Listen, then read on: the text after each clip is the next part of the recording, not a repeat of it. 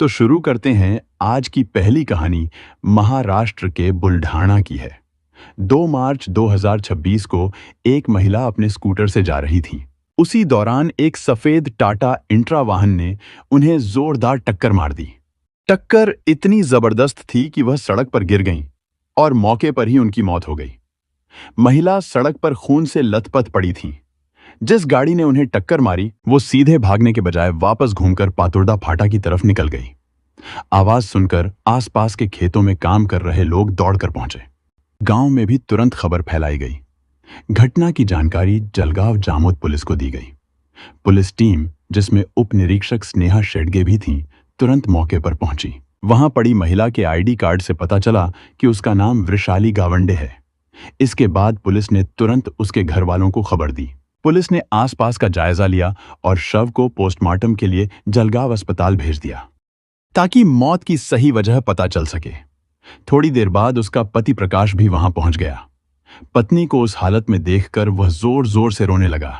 उसे देखकर वहां मौजूद लोगों की आंखें भी भर आईं। इस मामले में अज्ञात वाहन चालक के खिलाफ केस दर्ज किया गया। पोस्टमार्टम के बाद दोपहर करीब 2 बजे बहुत ही दुख भरे माहौल में वृषाली का अंतिम संस्कार किया गया।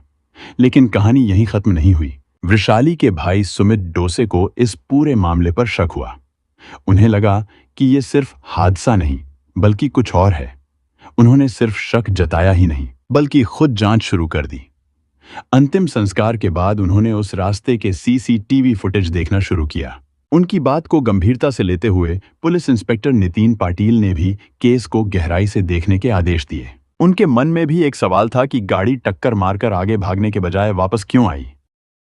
पुलिस ने पूरे इलाके के सीसीटीवी खंगालने शुरू किए। पातुर्दा फाटा से लेकर घटनास्थल तक के फुटेज चेक किए गए। जांच में पता चला कि वही गाड़ी तेज रफ्तार में शेगांव की तरफ जाती दिखी। पुलिस को शक हुआ कि यह गाड़ी घटना से पहले और बाद में आसपास मंडरा रही थी। इसी सुराग ने पूरे मामले को पलटकर रख दिया और दुर्घटना की कहानी हत्या की साजिश में बदल गई। लोकल पुलिस और टेक्नोलॉजी की मदद से पुलिस 5 मार्च की शाम को शेगांव के जगदम्बा नगर में मनीष सूर्यवंशी के घर तक पहुंच गई। वहीं दूसरी तरफ वृषाली के भाई भी गाड़ी का पीछा करते करते शेगांव तक पहुंच चुके थे। जांच के दौरान पता चला कि मनीष घर पर नहीं है और वो पुणे गया हुआ है। गाड़ी का असली ड्राइवर कौन था, ये साफ नहीं था। इसलिए पुलिस ने मनीष के बेटे को हिरासत में लेकर पूछताछ शुरू कर दी। अगले दिन सुबह मनीष सूर्यवंशी खुद जलगांव जामोद पुलिस स्टेशन पहुंच गया। वहां पहुंचकर वो बार बार यही कहता रहा कि मैंने कुछ नहीं किया। लेकिन जब पुलिस ने उससे सख्ती से पूछताछ की तो आखिरकार वो टूट गया। पहले उसने माना कि उसी ने उस महिला को गाड़ी से टक्कर मारी थी, लेकिन फिर चुप हो गया। जब पुलिस ने और दबाव डाला और पूछा कि सिर्फ टक्कर मारी थी या कुछ और भी, तो मनीष सब कुछ बताने लगा। उसने कबूल किया कि उसने पातुर्दा के मंगेश चहुलकर के जरिए वृषाली के पति प्रकाश गावंडे से सुपारी ली थी और उसी के कहने पर वृषाली को जानबूझकर टक्कर मारकर हत्या की। ये सुनकर पुलिस भी हैरान रह गई। इसके बाद पुलिस ने तुरंत वृषाली के पति प्रकाश को हिरासत में ले लिया।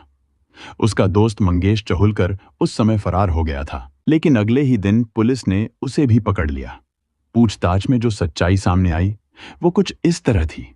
संग्रामपुर के पातुर्दा गांव में अनंता गावंडे अपने परिवार के साथ रहते थे। उनके परिवार में उनकी पत्नी और बेटा प्रकाश था। प्रकाश की शादी साल 2019 में पास के जस्तगांव की वृषाली से धूमधाम से हुई। वृषाली के पिता का नाम नागोराव डोसे था। वृषाली एक स्कूल में टीचर थी और उसने शादी के बाद एक खुशहाल जिंदगी का सपना देखा था। शादी के बाद कुछ दिन सब ठीक चला, लेकिन जब वृषाली की नौकरी खत्म हो गई तभी से उसकी परेशानी शुरू हो गई। ससुराल में उसके साथ रोज झगड़ा होता था और उसे बहुत परेशान किया जाता था। उसका पति प्रकाश भी उससे ठीक से नहीं रखता था। वह बाहर औरतों के चक्कर में रहता था और वृषाली से गलत तरीके से बात करता था। इतना सब सहने के बाद भी उसने एक प्यारे बच्चे को जन्म दिया। उसे लगा था कि बच्चे के आने से घर का माहौल बदल जाएगा, लेकिन हालात और भी बिगड़ गए। आखिरकार परेशान होकर वृषाली ने तामगांव पुलिस स्टेशन में शिकायत दर्ज करवाई। कुछ समय के लिए वह अपने बच्चे के साथ मायके में रहने लगी। शिकायत के बाद प्रकाश ने खामगांव कोर्ट में तलाक का केस डाल दिया, लेकिन कुछ महीनों बाद कोर्ट ने वह केस खारिज कर दिया। इसके बाद वृषाली अपने बच्चे के साथ फिर ससुराल आ गई। उसे उम्मीद थी कि शायद एक दिन उसका पति सुधर जाएगा और उसकी जिंदगी में भी खुशी आएगी। इसी उम्मीद में वह अपने बच्चे के लिए सब कुछ सहते हुए अपना घर चलाने की कोशिश करती रही। प्रकाश का बाहर औरतों के चक्कर में रहने का स्वभाव बिल्कुल भी नहीं बदला। कोई भी पत्नी अपने पति का ऐसा व्यवहार सहन नहीं कर सकती। वैसे ही वृषाली को भी ये बिल्कुल पसंद नहीं था। वो उसे बार बार समझाने की कोशिश करती थी, लेकिन प्रकाश पर इसका कोई असर नहीं हुआ और उसके व्यवहार में जरा भी बदलाव नहीं आया। पिछले साल जुलाई में वृषाली ने सोचा कि बेटे का जन्मदिन अच्छे से मनाएंगे, लेकिन प्रकाश ने पैसे नहीं हैं कहकर मना कर दिया, जिससे दोनों के बीच झगड़ा हो गया। वृषाली को यह बात बहुत खटकी कि बाहर खर्च करने के लिए पैसे हैं, लेकिन अपने ही बेटे का जन्मदिन मनाने के लिए नहीं। इसी बात पर ससुराल वालों के साथ भी बहस हुई। सितंबर में वृषाली को पिंपल गांव काले के स्कूल में फिर से नौकरी मिल गई, लेकिन उसका काम करना भी प्रकाश को पसंद नहीं था। वो चाहता था कि वृषाली बस घर में चुपचाप रहे, एक नौकर की तरह काम करे, कोई जवाब न दे और कोई सवाल भी न पूछे। लेकिन वृषाली अब चुप रहने वालों में से नहीं थी। वो प्रकाश के गलत कामों के बीच आ रही थी, जिससे प्रकाश बहुत गुस्से में रहने लगा। उसने मन ही मन ठान लिया कि वृषाली को रास्ते से हटाना है। उसने 2 बार उसे मारने की कोशिश भी की, लेकिन दोनों बार वो नाकाम रहा। इसके बाद उसने अपने दोस्त मंगेश को अपनी प्लानिंग बताई। मंगेश का खेत पास में ही था और वो प्रकाश के साथ काम भी करता था। इसी दौरान शेगांव का मनीष सूर्यवंशी, जो पातुर्दा गांव में सामान लेने आता था, उसकी दोनों से अच्छी पहचान थी। उसके पास सफेद रंग की माल ढोने वाली गाड़ी थी। मंगेश और प्रकाश ने मिलकर मनीष को वृषाली को मारने की सुपारी देने का फैसला किया। 15 फरवरी 2026 को उन्होंने मनीष को गांव के एक गोदाम के पास बुलाया और पूरा प्लान समझाया। वृषाली को मारने के बदले 10 लाख रुपए देने की बात तय हुई। उन्होंने ये भी बताया कि वृषाली रोज सुबह करीब 6:30 बजे पातुर्दा फाटे से गुजरती है और तेज गाड़ी चलाती है। 27 फरवरी 2026 को मनीष को डीजल के लिए करीब 3,500 रुपए दिए गए।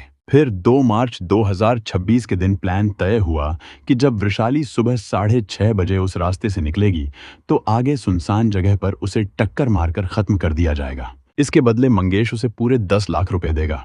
इस प्लान के मुताबिक 2 मार्च की सुबह करीब 5 बजे मनीष सूर्यवंशी शेगांव से अपनी माल ढोने वाली इंट्रा गाड़ी लेकर पातुर्दा फाटा कौठल रास्ते से होते हुए पेसोडा फाटा के पास पहुंचा। वहां वह वृषाली का इंतजार करने लगा। करीब 7 बजे वृषाली अपनी बाइक से आती हुई उसे साइड मिरर में दिखाई दी। जैसे ही वह आगे निकली, मनीष ने उनका पीछा शुरू कर दिया। करीब 4 किलोमीटर आगे जाकर उसने तेज रफ्तार में गाड़ी चलाकर जोर से टक्कर मारी। वृषाली बाइक से नीचे गिर गई।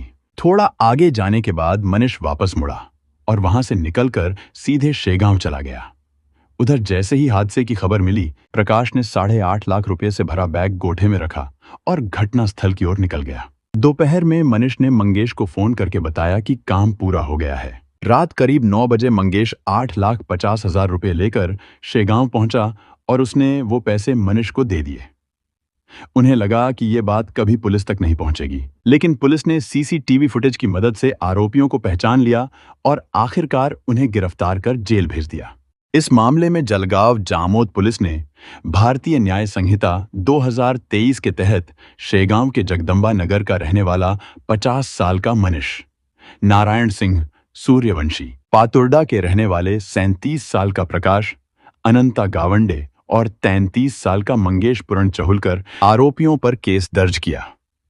आगे पूछताछ में आरोपियों ने यह भी बताया कि सुपारी सिर्फ 1 लाख नहीं बल्कि पूरे 10 लाख रुपए की तय हुई थी। पति ने ही 10 लाख रुपए की सुपारी देकर अपनी पत्नी की हत्या करवाई। ये बात सामने आते ही पूरे इलाके में हड़कंप मच गया। कोर्ट ने आरोपियों को 3 दिन की पुलिस कस्टडी में भेज दिया। शुरुआती जांच में साफ हो गया कि तीनों ने मिलकर ठंडे दिमाग से प्लान बनाया और 10 लाख रुपए की सुपारी देकर वृषाली की हत्या करवाई। जांच में एक और बड़ा खुलासा हुआ। वृषाली के ससुर अनंता गावंडे, उम्र 67, का भी इस मामले में हाथ होने की बात सामने आई। पुलिस को पता चला कि उन्होंने घटना वाले दिन शेगांव में अपना एक प्लॉट 15 लाख रुपए में बेचा था और उसी में से 10 लाख रुपए सुपारी के लिए दिए गए। इसके बाद पुलिस ने अनंता गावंडे को भी हिरासत में लेकर कोर्ट में पेश किया, जहां से उन्हें न्यायिक हिरासत में भेज दिया गया। पुलिस का कहना है कि इस केस में आगे और भी लोगों के शामिल होने की संभावना है, इसलिए जांच अभी जारी है।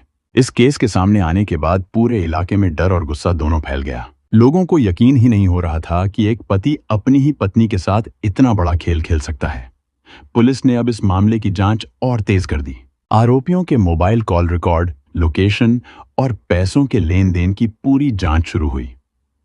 हर छोटी बड़ी बात को जोड़कर देखा जा रहा था ताकि कोई भी सच्चाई छूट न जाए। वृषाली का छोटा सा बच्चा अब मां के बिना रह गया। उसकी मासूमियत इस पूरी कहानी का सबसे दर्दनाक हिस्सा बन गई। पुलिस अब इस केस को मजबूत बनाने में लगी है ताकि कोर्ट में सभी आरोपियों को सख्त से सख्त सजा दिलाई जा सके। अगर आरोप साबित होते हैं तो सभी को उम्र कैद या उससे भी कड़ी सजा मिल सकती है। लेकिन कुछ चीजें अगर समय रहते हो जाती तो शायद आज वो जिंदा होती। उसके साथ पहले से मारपीट, भूखा रखना, बाहर निकालना जैसे मामले हो रहे थे। ये सब रेड सिग्नल थे।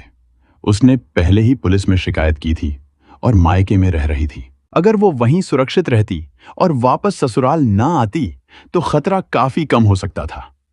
हम अक्सर रिश्ते बचाने के चक्कर में अपनी ही जिंदगी को खतरे में डाल देते हैं। जहां इज्जत नहीं वहां रहना जरूरी नहीं, और जहां जान का खतरा हो वहां रुकना बिल्कुल भी सही नहीं।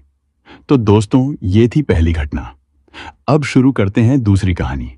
दूसरी कहानी गुजरात के पाटन जिले की है। पाटन जिले के सांतलपुर थाना क्षेत्र के गांव जखोत्रा की रहने वाली गीता की शादी बचपन में ही गांव के एक युवक से तय कर दी गई थी। समय बीतने के साथ वह एक बच्चे की मां बनी, जिसकी अब उम्र लगभग 3 साल है। 27 मई 2025 की रात गीता अचानक घर से कहीं चली गई।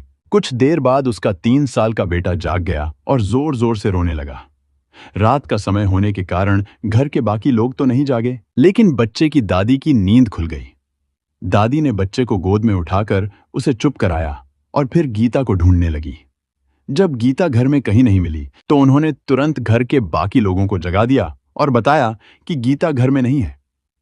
उतनी रात को जब यह पता चला कि गीता घर से गायब है तो पूरे परिवार में हैरानी और घबराहट फैल गई। गीता का पति तुरंत उसे खोजने के लिए घर से निकल पड़ा। परिवार के बाकी लोग भी उसके साथ हो लिए और आसपास के पड़ोसी भी मदद के लिए आगे आ गए। रात काफी गहरी हो चुकी थी, इसलिए सभी लोग टॉर्च लेकर अलग अलग जगहों पर गीता को ढूंढने लगे। तलाश करते करते जब सभी लोग सुतकड़ी इलाके में पहुंचे तो किसी की नजर थोड़ी दूर पड़ी, जहां ऐसा लगा जैसे कोई जमीन पर सो रहा हो। उसने यह बात बाकी लोगों को बताई। नजदीक पहुंचकर जब सभी ने देखा तो उनके होश उड़ गए। वहां एक अधजली लाश पड़ी थी। कपड़ों से पहचान हुआ कि वह गीता ही है और उसके पैरों में पड़ी झांझर से भी यह बात साफ हो गई। यह दृश्य देखकर सभी सन्न रह गए। हर किसी के मन में एक ही सवाल उठ रहा था, गीता यहां कैसे पहुंची? उसके साथ क्या हुआ? क्या उसने खुद आग लगाई या फिर किसी ने उसे जलाया? लेकिन इन सवालों का जवाब किसी के पास नहीं था। पत्नी की लाश देखकर उसका पति जोर जोर से रोने लगा। साथ आए लोगों ने उसे संभालने की कोशिश की। इसके बाद सभी ने मिलकर गीता की लाश को उठाया और घर ले आए। घर पहुंचने के बाद एक तरफ पुलिस को सूचना देने की बात चल रही थी तो दूसरी ओर गीता के अंतिम संस्कार की तैयारी भी शुरू हो गई। पूरे घर में डर और हैरानी का माहौल था। इसी बीच सुबह हो गई। सुबह जब घर वालों ने अंतिम संस्कार के लिए लाश के कपड़े बदलने शुरू किए तो जैसे ही उन्होंने लाश को ध्यान से देखा, सबके होश उड़ गए। अंधेरे में जिसे वे गीता समझकर घर ले आए थे, उसके चेहरे पर दाढ़ी थी। जब ठीक से जांच की गई तो साफ हो गया कि वह लाश गीता की नहीं बल्कि किसी आदमी की है।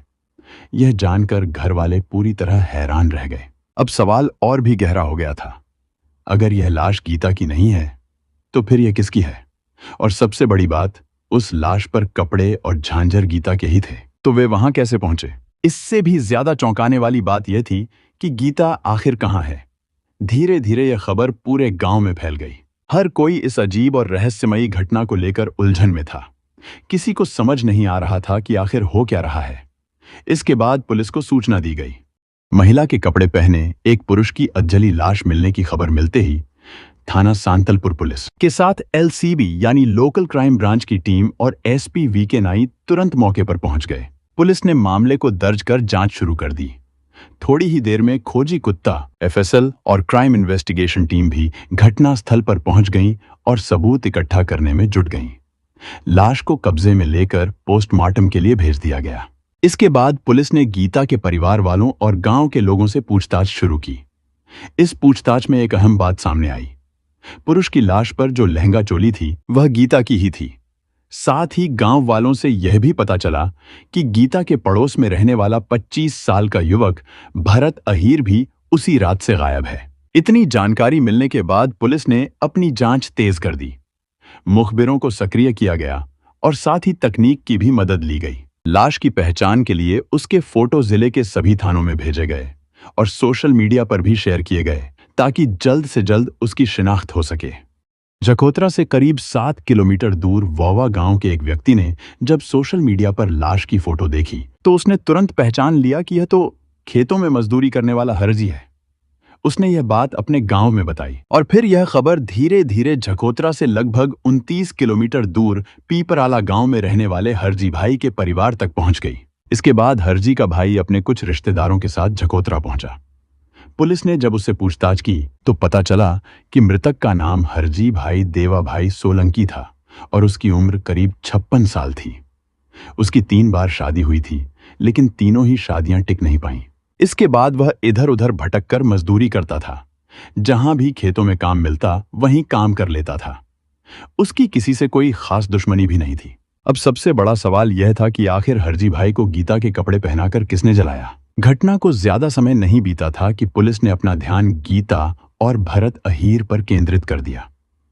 दोनों ही गायब थे, इसलिए शक गहराता जा रहा था। हालांकि उस समय तक यह पूरी तरह तय नहीं था कि वही इस मामले के आरोपी हैं।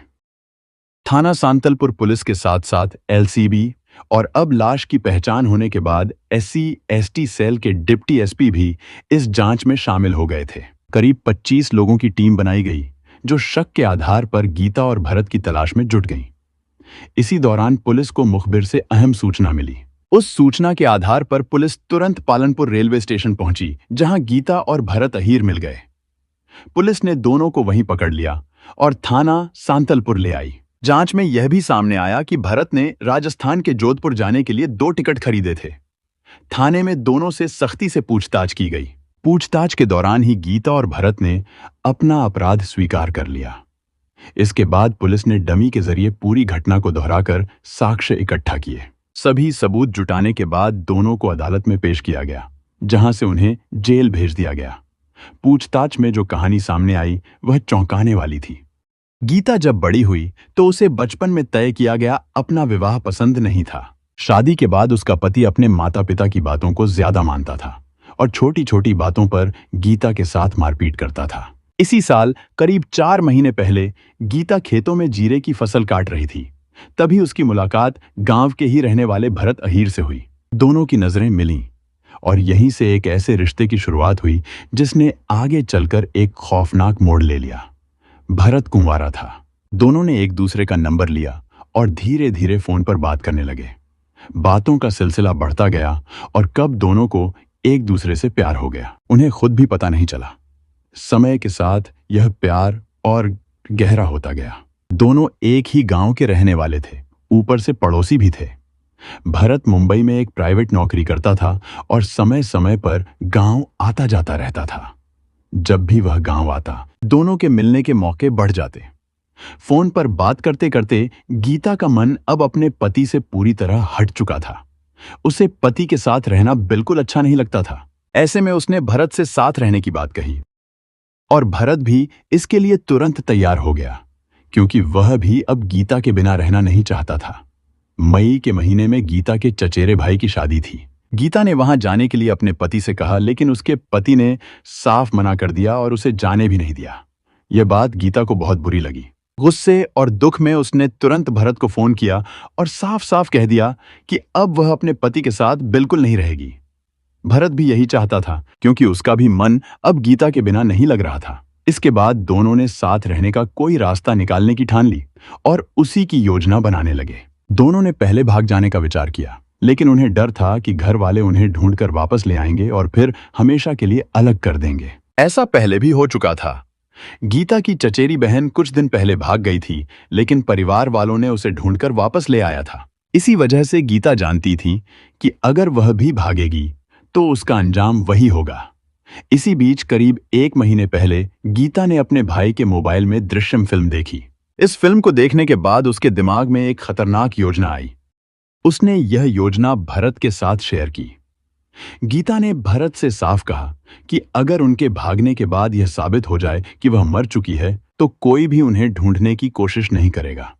इसलिए उसने योजना बनाई कि किसी दूसरे व्यक्ति की लाश को उसके कपड़े पहनाकर जला दिया जाए, तभी सबको लगे कि वही गीता है। यह बात सुनकर भरत डर गया। उसे लगा कि ऐसा करना बहुत बड़ा जोखिम है और अगर वे पकड़े गए तो पूरी जिंदगी जेल में बितानी पड़ सकती है। लेकिन गीता अपने फैसले पर अड़ी रही और उसे समझाती रही। धीरे धीरे भरत भी उसकी बात मान गया और दोनों इस खतरनाक योजना को अंजाम देने के लिए तैयार हो गए। पूरी योजना बनाने के बाद भरत अहीर मुंबई चला गया ताकि किसी को उस पर शक न हो। उसका इरादा था कि वह वहां से चुपचाप वापस आएगा बिना किसी को बताए और योजना को अंजाम देगा। योजना के मुताबिक वह चोरी छिपे गांव के आसपास आएगा, किसी व्यक्ति की हत्या करेगा, फिर उसकी लाश को गीता के कपड़े पहनाकर जला देगा। इसके बाद वह गीता को लेकर मुंबई चला जाएगा और दोनों वहां आराम से रहेंगे। करीब 1 महीने तक दोनों इस खतरनाक योजना पर सोच विचार करते रहे। फिर 26 मई 2025 को भरत मुंबई से वापस आया, लेकिन अपने गांव झखोत्रा जाने के बजाय वह एक रिश्तेदार के यहां ठहर गया। वहीं से उसने उस रिश्तेदार की बाइक ली और ऐसे व्यक्ति की तलाश में निकल पड़ा जिसे वह अपना शिकार बना सके। गर्मी का मौसम था, तेज धूप पड़ रही थी। भरत पूरे दिन इधर उधर भटकता रहा, लेकिन उसे कोई ऐसा व्यक्ति नहीं मिला जिससे उसका मकसद पूरा हो सके। शाम होते होते वह पूरी तरह थक चुका था। करीब 7:30 बजे वह वोवा गांव पहुंचा। वहां रवेची माता के मंदिर पर रुककर उसने पानी पिया और सोचने लगा कि अब क्या किया जाए। इसी दौरान उसकी नजर तालाब के पास से गुजर रहे एक अधेड़ व्यक्ति पर पड़ी। उसका नाम हरजी भाई सोलंकी था और यहीं से इस साजिश का अगला खतरनाक कदम शुरू होने वाला था। भरत ने उस अधेड़ को रोककर उससे बात शुरू की और उसे अपनी बाइक पर बैठाकर खेत तक छोड़ने की बात कही। हरजी भाई को जरा भी अंदाजा नहीं था कि वह किस खतरे में फंसने जा रहा है। वह सहजता से भरत की बाइक पर बैठ गया। रास्ते भर भरत उससे बातचीत करता रहा। असल में वह उसके बारे में ज्यादा से ज्यादा जानकारी जुटाना चाहता था। उसने उससे उसके परिवार के बारे में पूछा। हरजी भाई ने बताया कि उसकी न तो पत्नी है और न ही कोई औलाद, और वह काफी समय से यहीं रहकर खेतों में मजदूरी करता है। यह बात सुनकर भरत के मन में यह बैठ गया कि अगर इस व्यक्ति के साथ कुछ हो भी जाए तो उसे खोजने वाला शायद ही कोई होगा।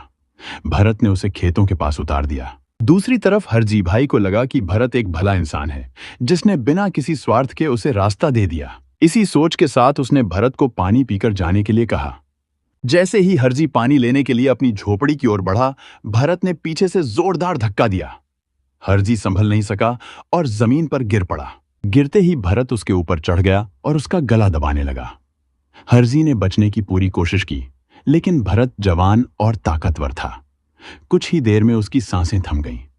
यह यकीन होने के बाद कि हरजी की मौत हो चुकी है, भरत ने उसकी लाश को बाइक पर पीछे बैठाया और रस्सी से अपनी कमर के साथ बांध दिया। तभी रास्ते में लाश गिर न जाए, उसने उसके हाथ भी बांध दिए। इसके बाद वह झकोत्रा की ओर निकल पड़ा। रास्ते में कुछ लोग मिले भी, लेकिन अंधेरे की वजह से किसी को कुछ समझ नहीं आया। झकोत्रा पहुंचकर वह सुतकड़ी नाम की जगह पर लाश को रखकर खड़ा हो गया। वहीं से उसने गीता को फोन कर बताया कि इंतजाम हो गया है। गीता ने तय किया कि वह रात करीब 1 बजे चुपचाप घर से निकलेगी और पेट्रोल लेकर आएगी। गांव में पेट्रोल पंप नहीं था, इसलिए गीता ने गांव की एक दुकान से पेट्रोल खरीदा। उसने जानबूझकर कम मात्रा ली ताकि किसी को शक न हो। बाकी पेट्रोल भरत को लाना था, लेकिन समय और डर के कारण वह नहीं ला पाया। वह लाश को वहीं छोड़कर पास के मंदिर में जाकर इंतजार करने लगा। रात करीब 1 बजे गीता घर से निकली। उसके पास एक थैली थी जिसमें पेट्रोल की बोतल और उसकी झांझर थी। वह लहंगा चोली पहनकर आई थी, लेकिन अंदर दूसरे कपड़े भी पहने हुए थे। सुतकड़ी पहुंचकर उसने भरत को बुलाया। दोनों ने मिलकर हरजी की लाश को गीता के कपड़े और झांझर पहना दी ताकि देखने वालों को लगे कि यह गीता की लाश है। फिर उन्होंने लाश पर पेट्रोल डालकर आग लगा दी और वहां से भाग गए। लेकिन पेट्रोल कम होने की वजह से लाश पूरी तरह नहीं जल सकी और यहीं से उनकी पूरी साजिश उजागर होने की शुरुआत हो गई। नए जीवन के सपने लेकर भरत और गीता जखोत्रा से करीब 165 किलोमीटर दूर कणोदर पहुंचे और वहां एक होटल में ठहर गए। दोनों को लग रहा था कि अब उनकी योजना सफल हो चुकी है और कोई उन्हें पहचान नहीं पाएगा। होटल में रात बिताने के बाद उन्होंने आगे की योजना बनाई। उन्होंने तय किया कि अब वे पालनपुर होते हुए राजस्थान के जोधपुर जाएंगे। इसके पीछे उनकी सोच यह थी कि जोधपुर में गुजराती लोगों की संख्या कम है, इसलिए वहां उन्हें पहचानने का खतरा भी कम रहेगा और वे आसानी से नई जिंदगी शुरू कर सकेंगे। लेकिन उनकी यह योजना ज्यादा देर तक छुपी नहीं रह सकी। नई जिंदगी शुरू करने से पहले ही पुलिस ने पूरे मामले का पर्दाफाश कर दिया और दोनों को पकड़ लिया। फिलहाल यह मामला अदालत में विचाराधीन है और इसकी सुनवाई जारी है। पुलिस द्वारा जुटाए गए सबूतों और गवाहों के आधार पर कोर्ट में पूरे घटनाक्रम को साबित करने की प्रक्रिया चल रही है। अब अदालत ही तय करेगी कि दोनों आरोपियों को उनके अपराध के लिए क्या सजा दी जाएगी। गीता को अगर अपने विवाह से समस्या थी तो उसे सही और कानूनी रास्ता चुनना चाहिए था, जैसे परिवार से बात करना या अलग होने का फैसला लेना। भरत को भी गीता का साथ देने के लिए गलत रास्ता नहीं, बल्कि सही समाधान ढूंढना चाहिए था। गीता और भरत को किसी भी हालत में किसी मासूम व्यक्ति की जान लेने का फैसला नहीं करना चाहिए था। उन्हें फिल्म जैसी सोच को असल जिंदगी में लागू करने की गलती नहीं करनी चाहिए थी। गीता और भरत ने अपनी खुशी के लिए जो रास्ता चुना, उसने एक निर्दोष इंसान की जान ले ली और उनकी खुद की जिंदगी भी बर्बाद कर दी। इसलिए हमेशा याद रखना चाहिए, गलत रास्ते से मिली खुशी कभी टिकती नहीं और उसका अंजाम हमेशा दर्दनाक होता है। हमारा उद्देश्य यह है कि लोग इन घटनाओं से सीखें और गलत रास्तों पर चलने से बचें। यह कहानी एक अहम चेतावनी है जो हमें बताती है कि जीवन में सही फैसले लेना कितना जरूरी है। ऐसी सच्ची घटनाओं और उनसे मिले संदेशों के साथ मैं फिर लौट कर आऊंगा। तब तक के लिए सुरक्षित रहें, सतर्क रहें और याद रखें कि हर कदम सोच समझकर उठाएं।